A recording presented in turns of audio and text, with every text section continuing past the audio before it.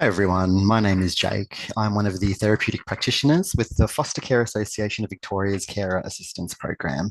And this online webinar is based upon what was presented at the National Kinship and Foster Care Conference in Sydney in 2025. And the topic of this presentation is disenfranchised grief. So the purpose of this presentation is to explore what the impact of disenfranchised grief is for carers, exploring how that might look for each of you. I guess one thing to highlight is that many of us have experienced grief in the traditional sense. So explaining what disenfranchised grief is and how it's different will also be a part of this presentation as well.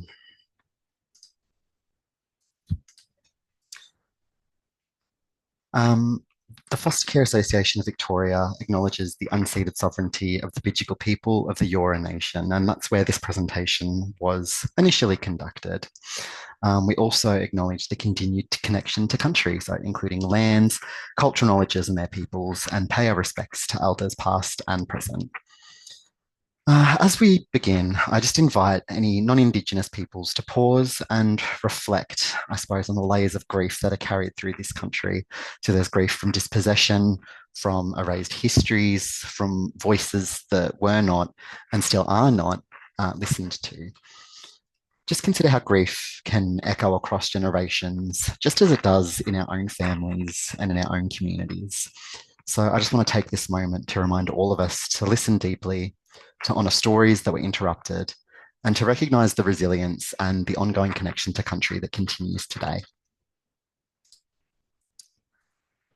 Just quickly in terms of the Carer Assistance Program, or CAP. So the CAP is a therapeutic counselling program in Victoria, and we're designed to deliver targeted, carer-centred support. What differentiates us from other services in the sector is that we have that specialist knowledge and expertise. So both my colleague Tonya and I both have extensive experience within the out-of-home care sector. So you don't need to spend an entire hour explaining to us what the court system looks like, the orders, the very nature of the system. We know all this very well. This service is available to foster carers, permanent carers, and family law court ordered carers, as well as special needs adoptive parents. So we deliver services one-to-one. We also offer couples or group therapeutic settings as well on a range of issues and challenges that are faced in carers' day-to-day lives.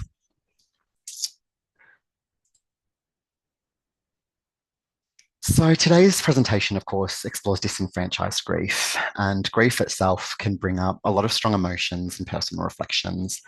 None of us are untouched by grief, and it really impacts us all in different ways. So as we move through this, just make sure that you're looking out for yourself. So if you need a break, feel free to pause the video, step out, reach out for support, and be kind to yourself. If you do need additional support, there are some numbers listed below also. So Lifeline, Grief Line, Beyond Blue, and 13Yarn that you're able to get into contact with if needed. To start with, I just encourage you to have a bit of a think about what kinds of experiences you think can lead us to feel grief. So just pause the video for a moment while you contemplate that. Typically, we might imagine grief as being connected to the death or passing of a loved one. So people, our pets, the end of a relationship or a marriage, something like terminal illness or a long-lasting illness of someone, major life transitions, so big moves, big changes, and natural disasters, so floods, bushfires, cyclones, etc. Now, again, just pause the video and just consider what you think grief and loss looks and feels like. So think emotionally, physically, psychologically, and socially. In doing our research in constructing this presentation, these are the words that came up the most frequently. So things like sadness, despair, hopelessness, feeling numb, isolation, worry for the future, losing part of who you are, feeling really heavy, not having any motivation to do the things that you need to do day by day, avoiding reminders of the grief, anxiety, difficulty focusing or concentrating that has that flow on effect to other areas of your life. typical grief, once again, just pause and consider what you might expect from others in terms of attitudes or supports.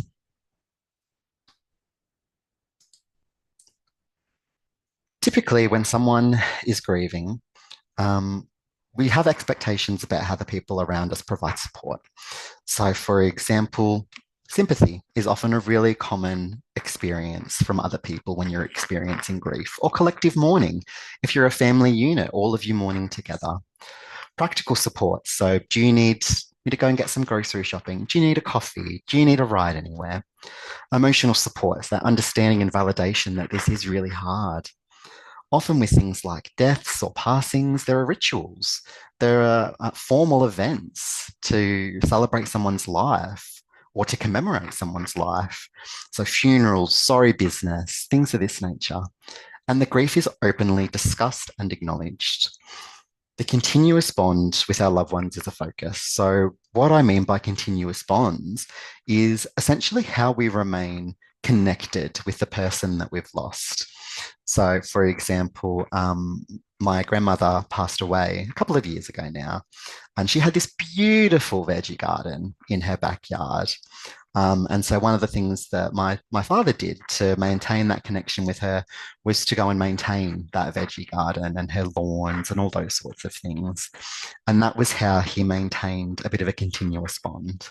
It could be through other factors as well. So if someone's been memorialized by a tombstone at a cemetery, going and visiting that gravesite as well is a way of maintaining that continuous bond with a lost loved one.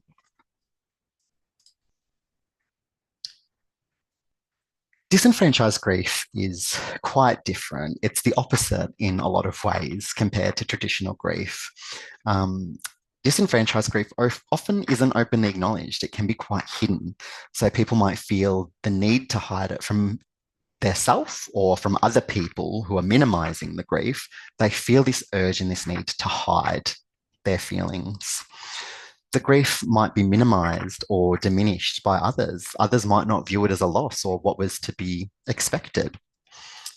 Other people might have limited understanding. They might try to support and might absolutely be supportive, but they might not fully understand what that loss feels like because it can be very different. There's not often any rituals to commemorate the loss, so there's no sorts of formal ceremonies to commemorate the loss or to promote that closure, basically. It's, as I mentioned, the opposite of how we envision grief. And I guess one of the main features of disenfranchised grief is that there's little to no acknowledgement of those continuous bonds in those other grief processes. So that ongoing connection to that person or that experience.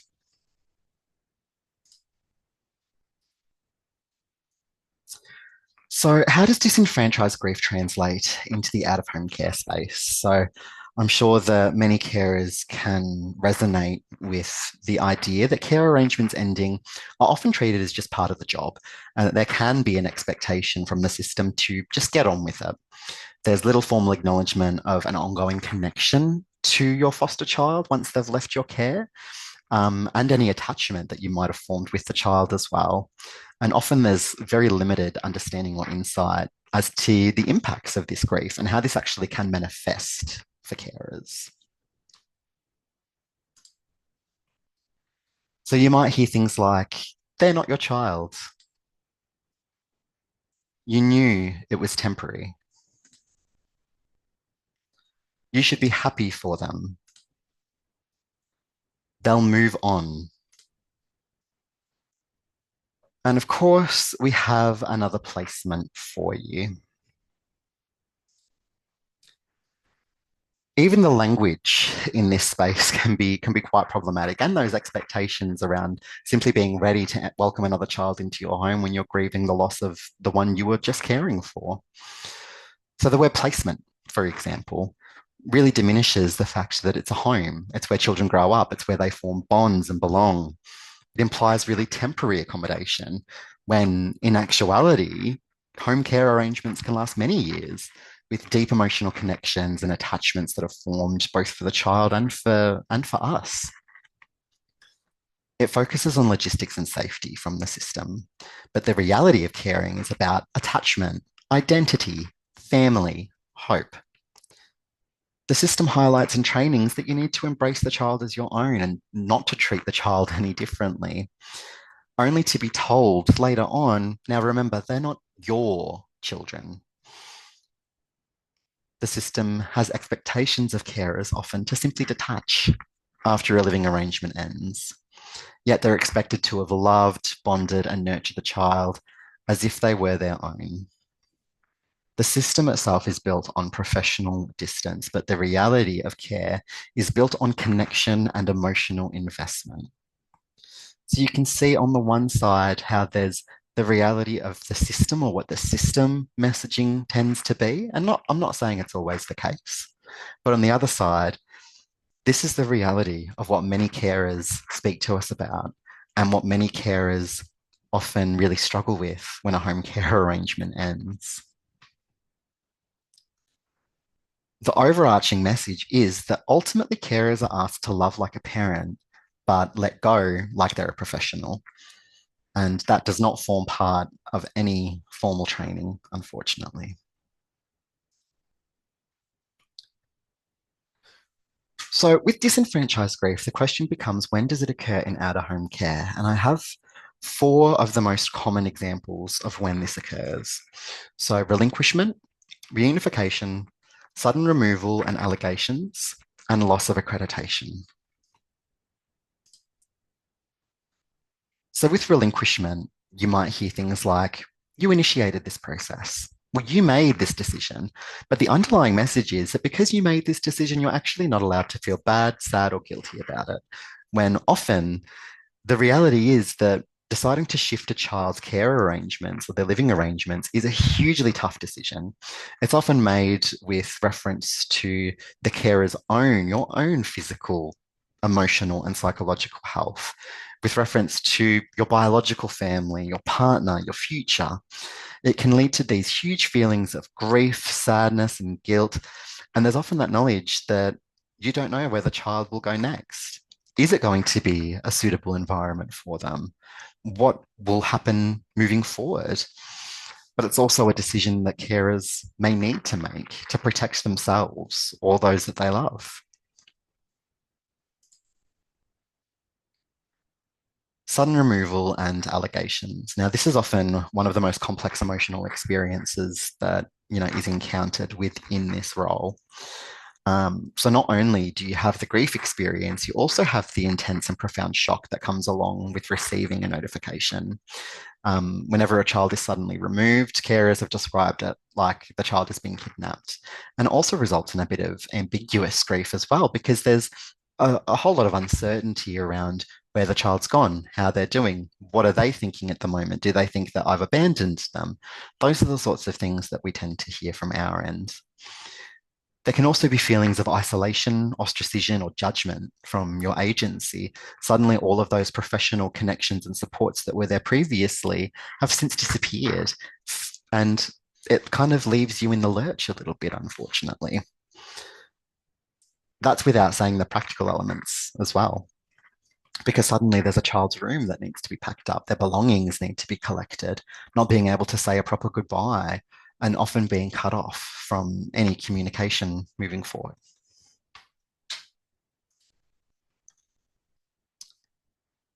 Loss of accreditation. And the biggest question that often comes from this is the impact on your personal identity. So, for a lot of people, being a foster carer, being a permanent carer, being a parent within this system is a huge part of your identity. And it's a way in which you're able to provide and support some of the most vulnerable children in the country. And then when suddenly that's removed and that opportunity is taken away, it can feel like you lose a part of yourself. So a lot of individuals often wonder what notes or information is held about me by the agency. Many carers often report that they don't feel that their voices have been heard at all throughout the process of losing accreditation. And lastly, reunification. The messaging here is around This is what we've been working towards. You should be so happy that they're going home. And it's really common to experience conflicting emotions around this. On one side, you can be absolutely thrilled for the young person. You know, you were working towards them going home, but you can also be absolutely devastated by their leaving. You might also be concerned about the child's safety when they return home, worried about their care moving forward. And there's very limited prospects usually around finding out how they're doing, what has happened to them. And that can just ultimately leave a really complicated grief experience for carers to navigate. Other layers to consider are, I suppose, that disenfranchised grief manifests very differently for different individuals. It can be really complex, it can be really delayed, it can be prolonged based on a wide range of factors. There are individual factors, so your own personal attachment style, your personal and work history, any existing mental health diagnoses can absolutely have an impact on how one experiences disenfranchised grief. And then, of course, there's a system context that we all operate in. So there can be really significant anxiety and stress around the system response, judgment from agencies, and child protection follow up also. And that can leave quite a lingering fear in addition to the grief.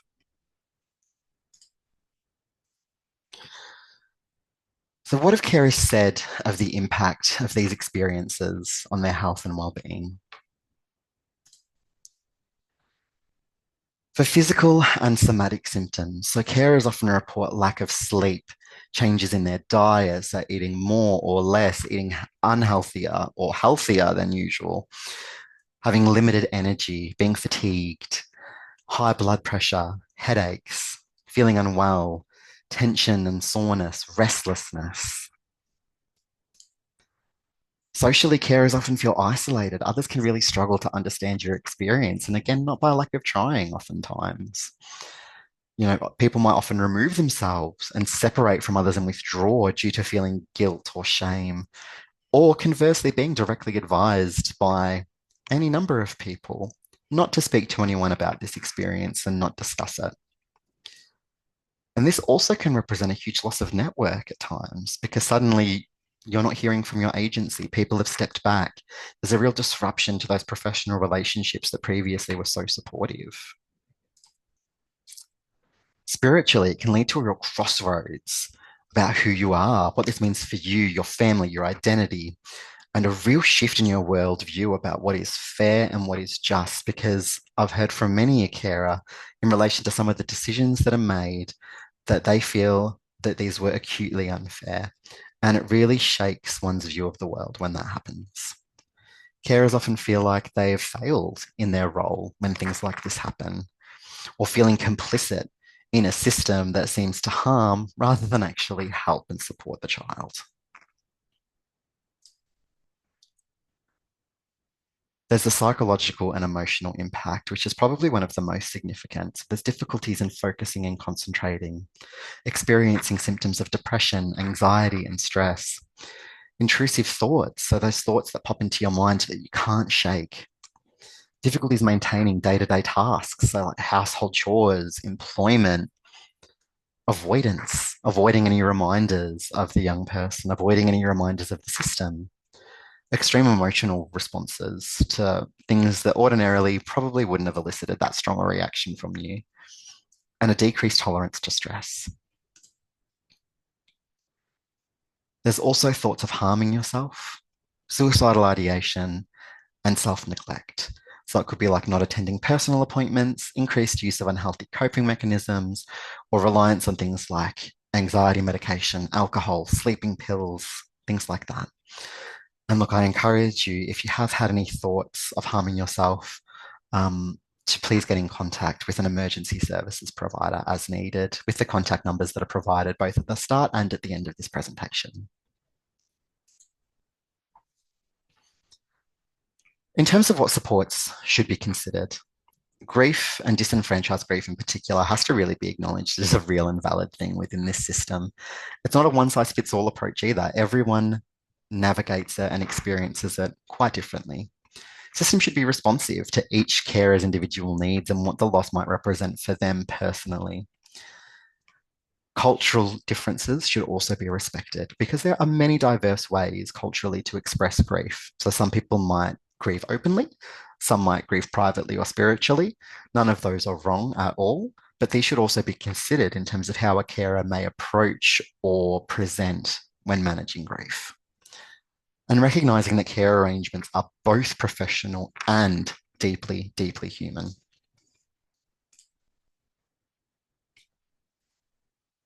In terms of how this translates into practice, um, one of the biggest things that I tend to advocate for is where needed, allowing space or a break from caring without guilt, without penalty, without pressure. I'm very aware that there can be an immense deal of pressure to take on another placement when a home care arrangement ends. And that's where these transitions need to be supported really proactively and responsively.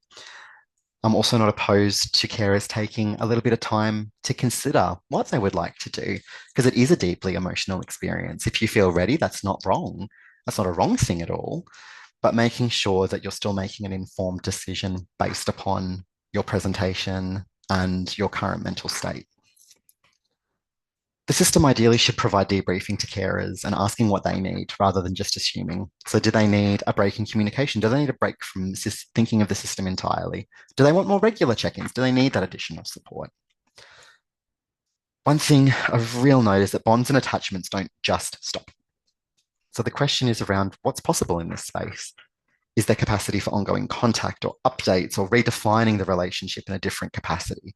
So, can you shift to a respite carer? Can you be present on important occasions? Can there be an occasional phone call? This is what carers tell us helps them nurture themselves through grief. So, one is practicing self compassion and just reminding yourself that your grief is real. You are allowed to feel what you feel when a shift in home care arrangements happens. Try your best to maintain your routine and your connectedness. We feel best when things are normal. So keep small and familiar routines that give you stability and stay connected with the people that you trust. And just remember that you're not alone in this. It's important to create rituals to actually acknowledge the loss because these can help promote meaningful closure. So, if you're aware of an upcoming placement transition, I've had carers before sit with their kids and do some artwork for each other, make little friendship bracelets, make little craft projects together. I've had some carers before still engage in activities that they used to engage in with the child. So, it could be sports like swimming or going for a walk around the lake or whatever it might be. So carers have shared some really powerful experiences and some really powerful examples of how they honor these bonds. Allowing functional avoidance for a time. So functional avoidance is where, by virtue of focusing on other things, trying to block out some of those thoughts that might be distracting or upsetting. It's okay and natural to want to put a pause on this to manage your day-to-day life. If we're feeling particularly emotional, if that's carrying over to work, it can be really challenging to navigate that. So these are strategies that we use to pause that grief. But the key is balance. All those emotions that are left unfelt do bubble back up to the surface. So just making sure you have an opportunity to return to those in those private moments that you have as well with trusted individuals as needed. And holding space for those mixed emotions. Grief and gratitude can both coexist. You can be very thankful for an experience, but also devastated that it's ending. Try and shift focus to the whole journey. So, the love, the safety, and the belonging that you offered. So, rather than the very end of the placement, what was the legacy that your placement represented for the child? What is one thing the child has taken away with themselves from their time with you? Discover what's meaningful for you as well. It could be connection with others, mindfulness activities, yoga, holidaying, walking, revisiting these rituals. There's not a timeline or a rush to experience the grief either. You're the one that's driving your care journey, not the system. And there may be some days where you feel particularly great. There may be other days where you might feel a little bit more upset. And all of that is to be expected and is completely normal. And reach out for additional support if you need. So, either professional from other carers or loved ones who understand. There are people who are available to help and to guide.